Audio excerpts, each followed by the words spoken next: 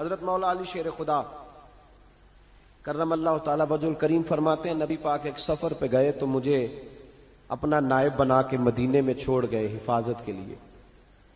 میری باتوں کی سمجھ تو آ رہی ہے نا آپ حضرات کو؟ حضور مجھے چھوڑ گئے، کہتے ہیں میرے پاس مال غنیمت کے تھوڑے سے پیسے تھے، میں سونے کا ایک ہار لایا، ایک لاکٹ لایا اور سیدہ فاطمہ کو تحفہ دیا پہلی دفعہ، سونے کا ہار انہوں نے پہن لیا. نبی پاک علیہ السلام کا طریقہ مبارکہ یہ تھا کہ حضور جب سفر پہ جاتے تھے تو سب سے آخر میں سیدہ فاطمہ کے گھر جاتے اور جب واپس آتے تو سب سے پہلے آتے، سب سے پہلے. حضرت علی کہتے ہیں قاصد آیا، اس نے آ کے بتایا کہ کل نبی پاک واپس آ جائیں گے. سیدہ فاطمہ بڑے دنوں سے انتظار کر رہی تھی کہ حضور آئے نہیں، اتنے دن ہو گئے. جب جا کے بتایا نا کہ کل حضور آئیں گے تو کہتے سیدہ نے صبح سے صفائیاں شروع کر دی، کھانا پکایا اپنے محبوب کے لیے، حضور کے لیے بہترین کھانا بنایا اور بہت ساری تیاری کی. کہتے ہیں حضور آئے، حسب روایت حسب عادت، وہی مبارک عادت جو محبوب کی ہمیشہ سے تھی. نبی پاک آئے، پہلا قدم سیدہ فاطمہ کے گھر میں رکھا، السلام علیکم کہا اور سیدہ نے وعلیکم کہا تو حضور نے ان کا چہرہ دیکھا تو واپس چلے گئے. حضرت فاطمہ رونے لگ گئی. مولا علی شیر خدا کہتے ہیں میں گھر آیا تو بی بی صاحبہ زاروں قطار رو رہی. فاطمہ کیا ہوا؟ کالی پتہ نہیں، حضور سلام لیا واپس چلے گئے، ایسا کبھی ہوا ہی نہیں، پتہ تو کریں. شیر خدا کہتے ہیں میں مسجد میں گیا تو نبی پاک بھی ایک کونے میں بیٹھ کے رو رہے. میں نے کہا یا رسول اللہ آپ یہاں رو رہے ہیں، فاطمہ وہاں رو رہی ہے، بات کیا ہے؟ تو نبی کریم علیہ السلام نے فرمایا وہ میری بیٹی ہو کے سونا پہنتی ہے، اگر فاطمہ بھی سونے سے پیار کرے گی تو امت کی غریب بیٹیاں کدھر جائیں گی؟ وہ بھی سونا پہننے لگ گئی ہے، وہ بھی اگر یہ کام کرے گی تو غریبوں کی بچیاں کس کے طریقے پہ چلیں گی؟ وہ بھی سونا پہنتی ہے. حضرت علی کہتے ہیں میں نے کہا یا رسول اللہ انہوں نے نہیں پہنا، وہ تو میں نے لا کے دیا ہے، انہوں نے خواہش نہیں کی. تو محبوب نے فرمایا اسے جا کے بتاؤ. حضرت فاطمہ الزہرا رضی اللہ تعالی عنہا کو جا کر کے بتایا گیا کہ محبوب پاک تو اس بات سے آپ سے ناراض ہے. حضرت فاطمہ نے اسی وقت سونا اتارا، کہا علی جو مدینے میں سب سے غریب گھر ہے اسے دے آ جا کے. بھائی نبی پاک نے انہیں سادگی میں رہنا، پاکیزگی میں رہنا سکھایا، انہیں حسن سکھایا، انہیں عبادت سکھائی. نبی پاک علیہ السلام، یہ تو ساری دنیا بیان کرتی ہے کہ امام حسین نبی پاک کے کندھے پہ بیٹھ جاتے تھے سجدے کے عالم میں تو 72 تسبیحیں حضور پڑھتے تھے. پتہ ہے حضور سکھاتے کیا تھے؟ نبی پاک امام حسین کو سجدہ کرنا سکھا رہے تھے. حضور سجدہ کرنا سکھا رہے تھے، سجدہ کرنا. پورے کربلا کے واقعے میں کسی جگہ بھی امام حسن اور امام حسین نے کسی ایک مقام پہ بھی یزیدیوں سے کوئی مطالبہ نہیں کیا، کوئی بات نہیں منوائی، کہا جو تمہاری مرضی. ایک بات صرف کی، ایک گزارش، توجہ ہے میری بات پر، ایک بات صرف کی، ایک مطالبہ رکھا. جب 9 محرم کو عمر بن سعد نے، شمر نے، ان سب نے کہا نا کہ حسین یا اب بات ختم ہو گئی، یا بیعت کرو یا جنگ کرو، تو امام حسین نے فرمایا مجھے ایک رات کی مہلت دو. علی کے بیٹے مہلت مانگ سکتے ہیں؟ بولے نا یار، مہلت مانگتے تھے وہ، کیا ضرورت تھی؟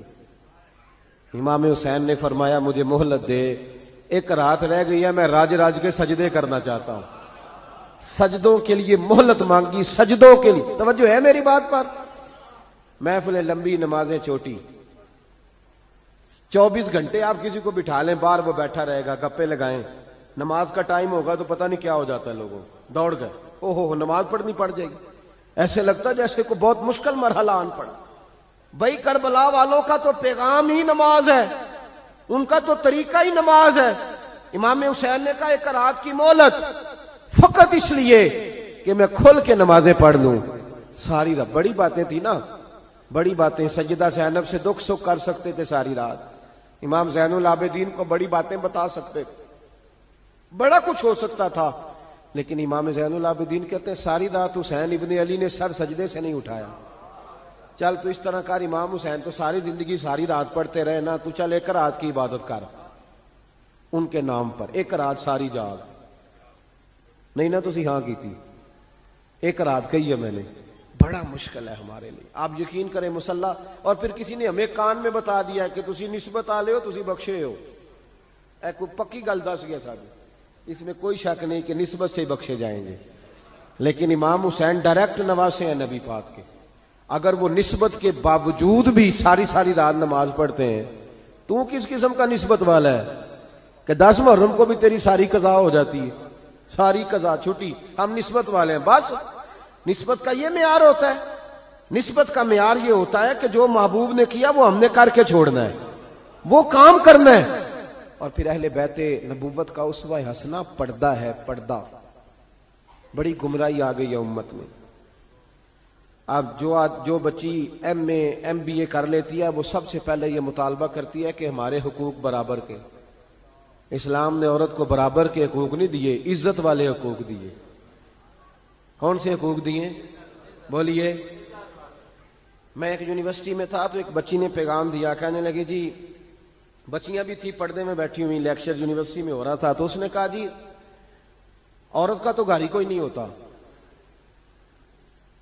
عورت کا تو گھر ہی کوئی نہیں، تو ہم کدھر جائیں؟ میں نے کہا چلیں ادیبانہ انداز میں یہ بات درست ہے، لیکن حکیمانہ انداز میں درست نہیں. عورت کی تو اللہ تعالیٰ نے ذمہ داری بڑی شاندار رکھی ہے. جب تک باپ جوان ہوتا ہے نا، توجہ ہے میری بات پر، جب تک باپ جوان ہوتا ہے تو بیٹی اس کے گھر رہتی ہے. اور جب بچی جوان ہوتی ہے، ابا تھوڑا بوڑھے ہونے لگتا ہے نا، تو اللہ تعالیٰ خامند کی ڈیوٹی لگا دیتا ہے عورت پر. اور جب خامند تھوڑا بوڑھا ہونے لگ جاتا ہے تو بچے جوان ہو جاتے ہیں. تو میں نے کہا بی بی تو سمجھی نہیں، تو کہتی ہے میرا گھر کوئی نہیں. رب کریم نے تو تیرا محافظ ہمیشہ جوان آدمی کو رکھا ہے. جوان کو، کبھی باپ کو، کبھی بھائی کو، کبھی بیٹے کو، کبھی شوہر کو. تو یہ کیسے؟ اسلام نے تو تیرے لیے جوان خون تیرا محافظ رکھا، اگر تو سمجھے. حضرت فاطمہ نے ساری زندگی پردے میں گزاری. ان کا ننگا سر کبھی سورج نے بھی نہیں دیکھا. یہاں اللہ خیر کرے دینداروں کی بچیاں پردہ نہیں کرتی، حاجیوں نمازیوں کی بچیاں پردہ نہیں کرتی. کپڑے استری نہ ہو تو گھر میں جھگڑا شروع ہوتا ہے، اور بی بی پردہ نہ کرے تو پرواہ کوئی نہیں. حضرت عبداللہ بن سہل ایک تابعی بزرگ ہے، نام یاد رکھنا.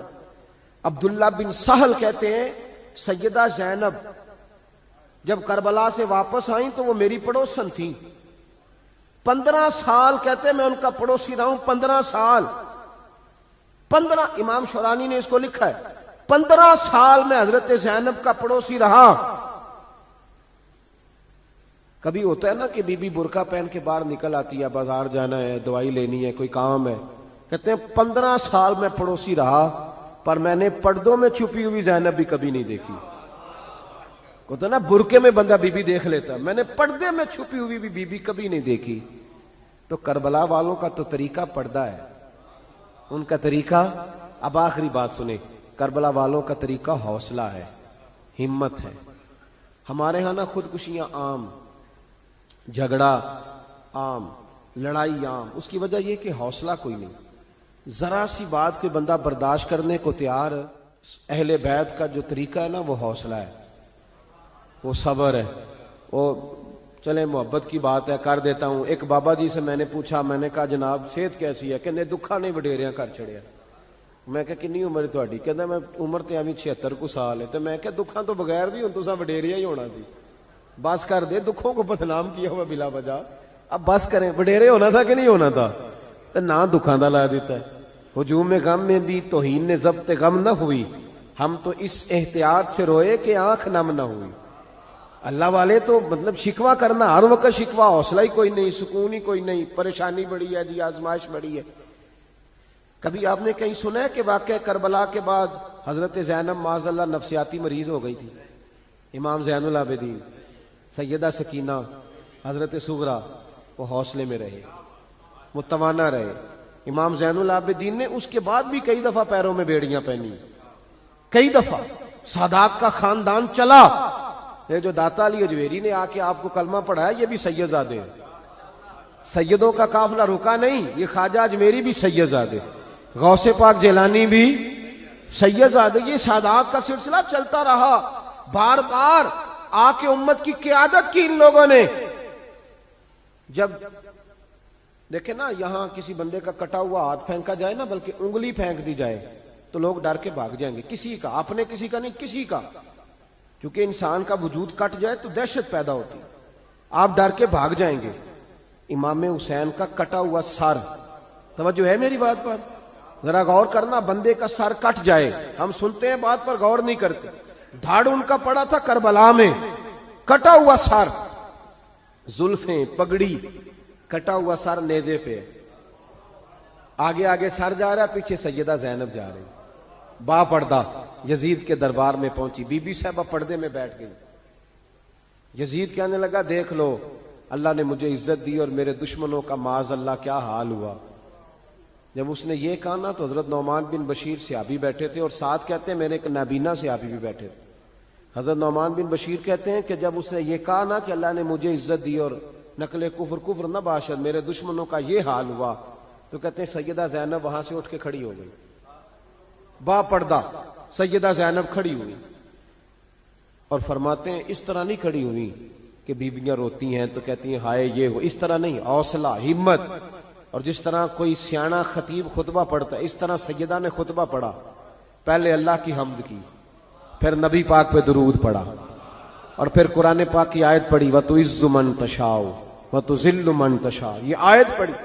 کہتے سیدہ کی آواز میں وہ روب تھا، وہ گرج تھی، وہ وقار تھا، وہ اطمینان تھا کہ وہ نابینا سے ابھی میرا گھٹنا ہلا کے کہنے لگے نعمان علی آ گئے ہیں دربار میں، علی آ گئے ہیں. جبریل امی بول رہے ہوں جیسے، حکمت کے گوہر رول رہے ہوں جیسے.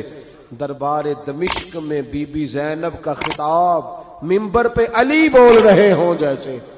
کہ یہ تو حضرت علی کی آواز. علی آ گئے کیا؟ علی آ گئے. سیدہ زینب فرمانے لگی یزید تیری حکومت ہے تو تو کہتا ہے کہ اللہ نے تجھے عزت دی، ذرا وقت بدلنے دے.